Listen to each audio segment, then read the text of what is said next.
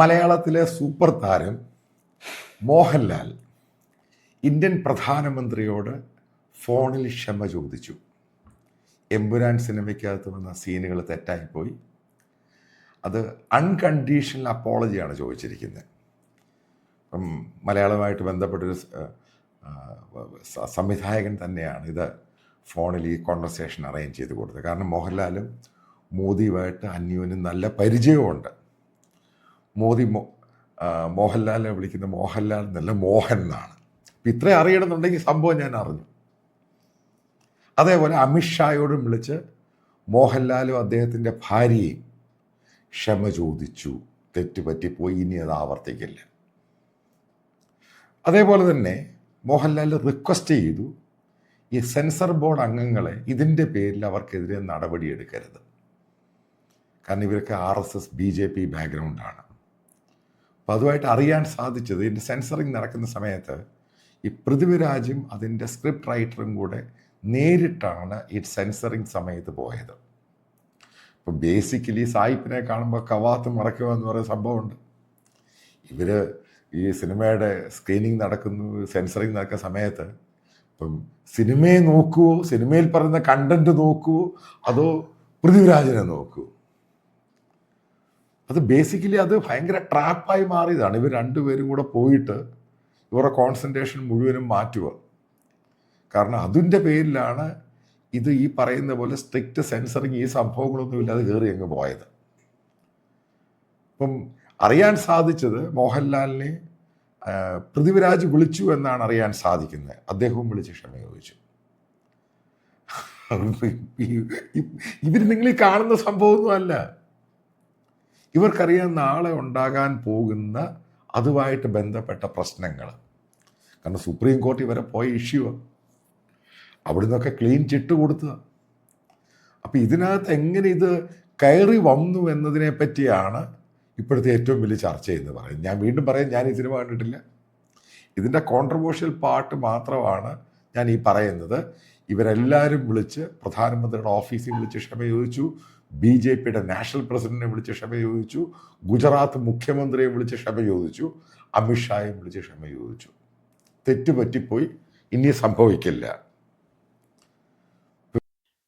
എമ്പുരാൻ സിനിമയിലെ പ്രധാനപ്പെട്ട ചില ഭാഗങ്ങൾ കട്ട് ചെയ്തുകൊണ്ട് സിനിമ നേർക്കുകയാണ്. പക്ഷേ ഇത് കട്ട് ചെയ്യുന്നതോടൊപ്പം തന്നെ ഒരു പ്രധാനപ്പെട്ട കാര്യമാണ് നമ്മുടെ ആ ഒരു സിനിമയിലെ നായകനായിട്ടുള്ള മോഹൻലാലിന്റെ ഭാഗത്തുനിന്നുണ്ടായിരിക്കുന്നു എന്നുള്ളത് മാത്യു സാമുൽ സാർ നമ്മുടെ മുന്നിൽ അവതരിപ്പിച്ചു. ഇത് ഏറ്റവും പ്രധാനമായിട്ട് നമ്മൾ ചിന്തിക്കുക, നമ്മുടെ രാജ്യത്തെ ഒരു പ്രധാനപ്പെട്ട രാഷ്ട്രീയ പാർട്ടി, അത് ഇന്ത്യക്ക് പുറമെ ലോകത്തെ തന്നെ ഏറ്റവും വലിയ രാഷ്ട്രീയ പ്രസ്ഥാനമാണ് BJP. ആ BJPയുടെ അജണ്ട കേരളത്തിൽ, അല്ലെങ്കിൽ BJPയുടെ ലക്ഷ്യങ്ങളൊന്നും ഇവിടെ നടപ്പിലാക്കില്ല എന്നുള്ള രീതിയിലേക്കുള്ള ഒരു നിലപാടെടുത്തുകൊണ്ട് അതിലെ സംവിധായകനും അല്ലെങ്കിൽ തിരക്കഥാകൃത്തും അടക്കമുള്ള ആളുകൾ ഈ സിനിമയെ കൃത്യമായിട്ടുള്ള ഒരു ആസൂത്രിതമായിട്ടുള്ള ശ്രമത്തോടു കൂടി നമ്മുടെ മലയാളികളുടെ മുന്നിൽ അല്ലെങ്കിൽ രാജ്യത്തെ ജനങ്ങളുടെ മുന്നിൽ അവതരിപ്പിക്കുക എന്നുള്ള ലക്ഷ്യമാണ് കൃത്യമായിട്ട് നടപ്പിലാക്കിയത്, ഒരു സംശയമില്ല.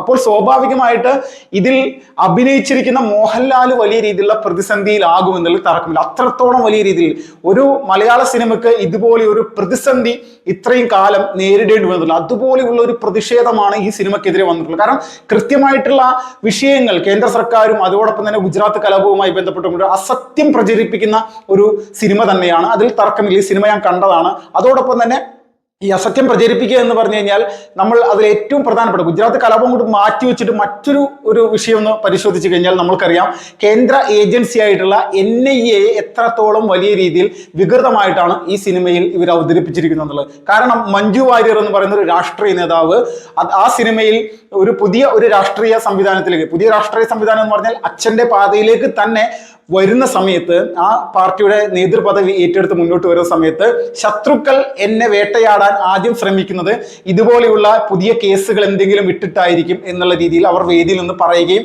അത് പറഞ്ഞു നിൽക്കുന്ന സമയത്ത് തന്നെ NIAയുടെ ഒരു കാറ് വന്ന് അവിടെ നിൽക്കുന്നു. അതിൽ നിന്ന് NIA ഓഫീസർമാർ ഇറങ്ങുന്നു, ഇവരെ കസ്റ്റഡിയിൽ എടുക്കാൻ വേണ്ടിയിട്ടുള്ള നടപടിക്രമങ്ങളിലേക്ക് എത്തുന്നു. അപ്പോൾ ഇത് ചെയ്യുന്ന സമയത്ത് ഈ മഞ്ജു വാര്യർ ഇവരോട് ചോദിക്കുന്നുണ്ട്, എന്താണ് എനിക്കെതിരെയുള്ള കേസ്? അപ്പോൾ പറയുന്നത് ഈ കള്ളപ്പണം വെളുപ്പിക്കലാണ് എന്നുള്ള ഒരു സംഭവം പറയുന്നുണ്ട്. എവിടെയാണ് എവിടെയാണ് NIA, നാഷണൽ ഇൻവെസ്റ്റിഗേഷൻ ഏജൻസി എന്ന് പറയുന്ന ഏജൻസി എവിടെയാണ് കള്ളപ്പണ കേസിൽ ആരെങ്കിലും കസ്റ്റഡിയിൽ എടുക്കുന്നത്? അങ്ങനെ ഒരു സംഭവം തന്നെയില്ല. കാരണം കള്ളപ്പണം പോലെയുള്ള വിഷയങ്ങൾ കൈകാര്യം ചെയ്യുന്ന കേസുകൾ ഏറ്റെടുക്കുകയും അവരെ അറസ്റ്റ് ചെയ്യുകയും ചെയ്യുന്നതിൽ കൃത്യമായിട്ട് ഇവിടെ ED എന്ന് പറയുന്ന എൻഫോഴ്സ്മെന്റ് ഡയറക്ടറേറ്റ് എന്ന് പറയുന്ന ഒരു ദേശീയ ഏജൻസി ഉണ്ട്.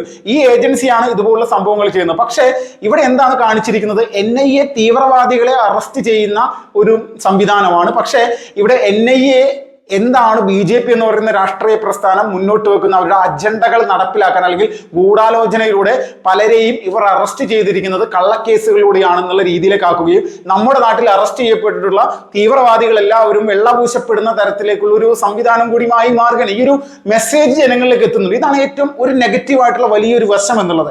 അതോടൊപ്പം തന്നെ ഗുജറാത്ത് കലാപവും ഇതേ സാഹചര്യം തന്നെ, അത് പലവട്ടം ചർച്ച ചെയ്തതാണ്. പക്ഷെ NIA എന്ന് പറയുന്ന ഒരു സംവിധാനത്തെ ഇതുപോലെ ആക്ഷേപിച്ച സമയത്ത് അത് നിസ്സാരമായിട്ട് അതിനെ തള്ളിക്കളയാൻ സാധിക്കില്ല. അത്രത്തോളം നെഗറ്റീവ് തന്നെയാണ് ആ സിനിമകൾ. അപ്പോൾ സ്വാഭാവികമായിട്ട് ഗുജറാത്തിന്റെ ഒരു പ്രധാനപ്പെട്ട വിഷയമുണ്ടായ സംഭവത്തെ പറ്റി വേറൊരു നെഗറ്റീവായിട്ടുള്ള രീതിയിൽ പുറത്തിറക്കാൻ ശ്രമിച്ചപ്പോൾ ഗുജറാത്ത് മുഖ്യമന്ത്രിയോട് പോലും മാപ്പപേക്ഷിക്കേണ്ടി വന്ന ലാലേട്ടനെയാണ് നമ്മൾക്കിപ്പോൾ കാണാൻ സാധിക്കുന്നത്. കേരളത്തിലെ മാധ്യമങ്ങളൊന്നും കാര്യമായിട്ടുള്ള പ്രതികരണങ്ങൾ നടത്തിയില്ല. പക്ഷേ രാജ്യത്തെ മുതിർന്ന മാധ്യമ പ്രവർത്തനമായിട്ടുള്ള മാത്യു സാമുവൽ സാർ ഇതുമായി ബന്ധപ്പെട്ടുള്ള അദ്ദേഹത്തിന്റെ അറിവുകൾ, അദ്ദേഹം കണ്ടെത്തിയിട്ടുള്ള അദ്ദേഹത്തിന്റെ കോൺടാക്റ്റുകൾ വെച്ചുകൊണ്ടുള്ള ഈ ഒരു സംഭവത്തിലൂടെ അദ്ദേഹം പറയുന്നത് ഇങ്ങനെ തന്നെയാണ്.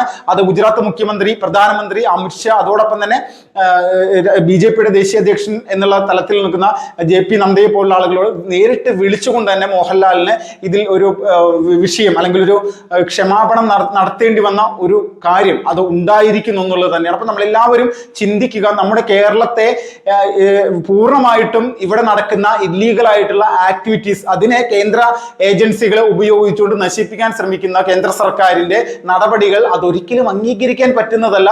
അത് കേരളത്തിലേക്ക് കൊണ്ടുവരാൻ ഞങ്ങൾ സമ്മതിക്കില്ല. BJPയുടെ കേരളം പിടിക്കുക എന്നുള്ള ലക്ഷ്യം അത് പൂർണ്ണമായിട്ട് ഞങ്ങൾ തിരസ്കരിക്കുന്നു. അത് കേരളത്തിലെ ജനങ്ങൾക്ക് താല്പര്യമില്ല എന്നുള്ള രീതിയിലേക്ക് അനാവശ്യമായിട്ട് വരുത്തി വെക്കുകയാണ് ഇവിടുത്തെ സംവിധായകനായിട്ടുള്ള പൃഥ്വിരാജ്. അതോടൊപ്പം തന്നെ സിനിമയിൽ പ്രധാനപ്പെട്ട എല്ലാവരും, മോഹൻലാൽ അടക്കമുള്ള ആളുകളുടെ പങ്കാളിത്തമൊന്നും നമ്മൾക്കതിനെ നിഷേധിക്കാൻ സാധിക്കില്ല. എത്രത്തോളം ഇത് മനസ്സിലാക്കാതെ അഭിനയിച്ചതാണ് എന്നൊക്കെ പറഞ്ഞാലും നമ്മൾക്കറിയാം ഇതിൻ്റെ ഒരു നിലപാടും നിലവാരവും എല്ലാം ഏതെല്ലാം രീതിയിലാണ്. അപ്പോൾ പൂർണ്ണമായിട്ടും നമ്മൾ ചിന്തിക്കുക, നമ്മളെ സംബന്ധിച്ച് അല്ലെങ്കിൽ ഒരു മലയാളിയെ സംബന്ധിച്ച് ഈ കൊച്ചു സംസ്ഥാനത്ത് പലതരത്തിലുള്ള പ്രതിസന്ധികളും സൃഷ്ടിക്കാനായിട്ട് ഇവിടെ ഒരുപാട് ആളുകൾ ശ്രമിക്കുന്നുണ്ട്. ഈ ശ്രമങ്ങളെ കൃത്യമായിട്ട് ഉറ്റുനോക്കി അതിനെ നശിപ്പിക്കപ്പെടേണ്ടത് കാലഘട്ടത്തിന്റെ ആവശ്യമാണ്. നമ്മൾ ചിന്തിക്കുക, നമ്മൾ മതേതരത്വം പറയുന്നു, വലിയ സെക്യുലറിസം പറയുന്നു, ഇവിടെ BJP മുന്നോട്ട് വെക്കുന്ന ആശയങ്ങളൊക്കെ അംഗീകരിക്കാൻ ഇവിടുത്തെ ജനങ്ങൾക്ക് താല്പര്യക്കുറവാണെന്നൊക്കെ പറയുന്നത്. പക്ഷെ നമ്മൾ ചിന്തിക്കുക, നമ്മുടെ ഇന്ത്യ മഹാരാജ്യത്ത് ഏറ്റവും കൂടുതൽ തീവ്രവാദ പ്രവർത്തനങ്ങൾ നടക്കുന്ന ഒരു സംസ്ഥാനങ്ങളിൽ ഒന്നാണ് കേരളം. എത്ര കേസുകൾ, ഇപ്പൊ പോപ്പുലർ ഫ്രണ്ട് എന്ന് പറയുന്ന ഒരു ഭീകരവാദ പ്രസ്ഥാനത്തെ നിരോധിക്കുന്ന സമയത്ത് പോലും ഏറ്റവും കൂടുതൽ ആളുകൾ അറസ്റ്റ് ചെയ്യപ്പെട്ടത് കേരളത്തിൽ നിന്നാണ്. ISIS എന്ന് പറയുന്ന ആഗോള ഭീകരവാദ പ്രസ്ഥാനത്തിന്റെ ഏറ്റവും കൂടുതൽ പ്രവർത്തകരെ അറസ്റ്റ് ചെയ്യപ്പെട്ടത് കേരളത്തിൽ നിന്നാണ്. ഏറ്റവും കൂടുതൽ ആളുകൾ ആ ഒരു സംഘടനയിലേക്ക്, ഇറാഖിലേക്കും സിറിയയിലേക്കും പോയത് ഈ കൊച്ചു കേരളത്തിൽ നിന്നാണ്.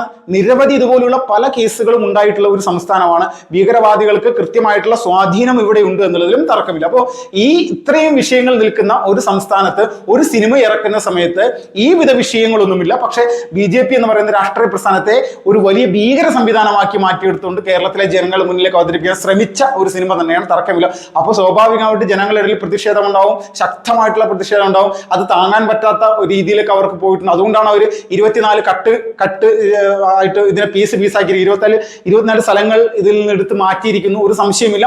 അപ്പോൾ രണ്ടാമത്തെ ഒരു കേസ് എന്ന് പറഞ്ഞാൽ ഇതോടൊപ്പം തന്നെ ഈ വിഷയങ്ങളുമായി ബന്ധപ്പെട്ട് മോഹൻലാലിന് ഗുജറാത്ത് മുഖ്യമന്ത്രിയോട് അടക്കം മാപ്പ് പറയേണ്ടി വന്നൊരു സാഹചര്യം കൊണ്ടുണ്ട്. ഇതൊന്നും നിസ്സാരമായിട്ടുള്ള കാര്യമല്ല.